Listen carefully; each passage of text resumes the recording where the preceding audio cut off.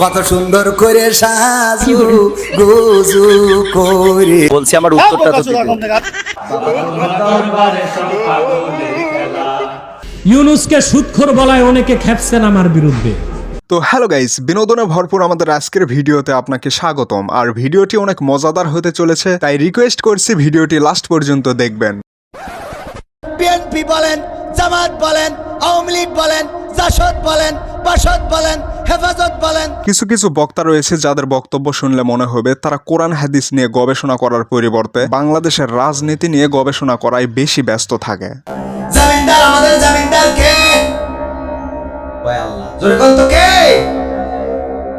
কেউ জানে, কেউ জানে না। বক্তার সামনে উপবিষ্ট শ্রোতারা জানে না যে কিয়ামতের দিন উম্মতে মুহাম্মদের জামিনদারকে। এই যে এতগুলা শ্রোতা যারা এই বিষয়টি জানে না, তাহলে এখানে দোষটা কার? শ্রোতাদের নাকি আপনাদের মতো বক্তাদের, যারা শুধুমাত্র রাজনৈতিক পেঁচাল দিয়েই মাহফিল শেষ করেন? কি বলবো মুসলমান, দুঃখের কথা, মাঝে মাঝে মনে হয় ওয়াজ মাছ সাইডে ভিক্ষে করি খায়।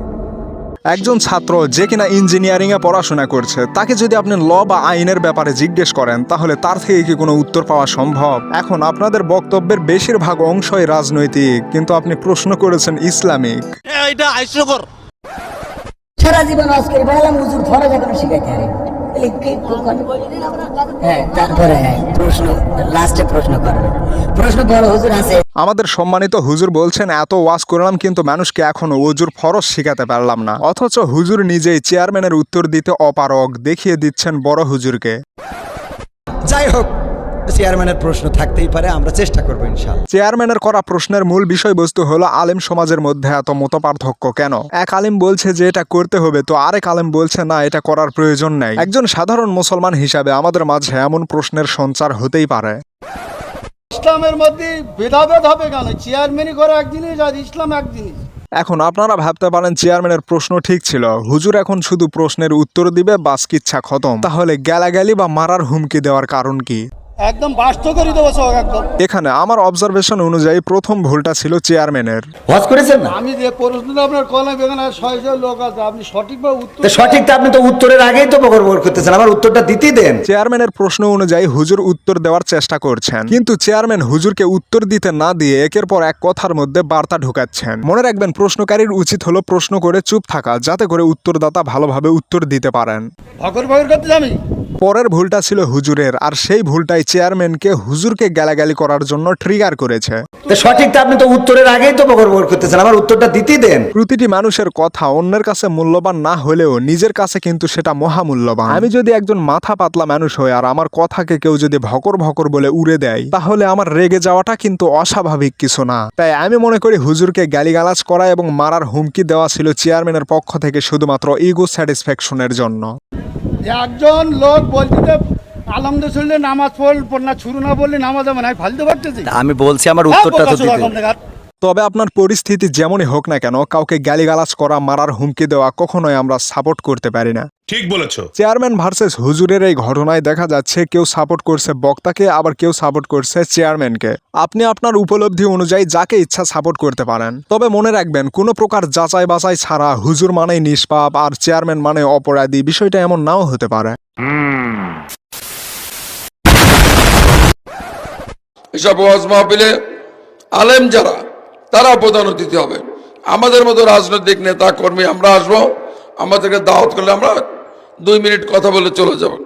কারণ আমরা তো ইসলামী শিক্ষার উপরে, ধর্মের উপরে, কোরআনের উপরে আমাদের ব্যাপক পড়াশোনা নাই। দূর মিয়া, আপনি এসব কি বকর বকর করছেন? এলাকার চেয়ারম্যানকে সভাপতি বা প্রধান অতিথি করলে কত টাকা পাওয়া যাবে? আপনার হুঁশ আছে? তালাক দেওয়া বউরে আবার ঘরে নিতে হলে কি করতে হয় জানো?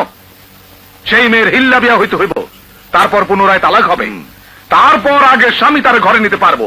তালাক দিল স্বামী আর হিল্লা বিয়ে করতে বসতির, এটা কোন ধরনের বিধান?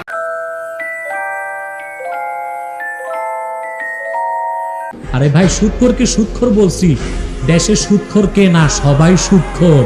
পার্থক্য হচ্ছে একটা সুদখোর আর একটা সুদের কারিগর।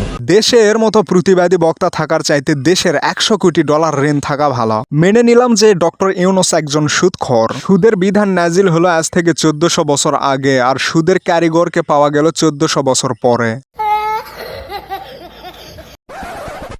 ভগবান যদি পরের বউকে নিয়ে টানাটানি করে, তাহলে সমাজে পাশের বাড়ি বউয়ের সঙ্গে প্রেম করলে দোষ কোথায়?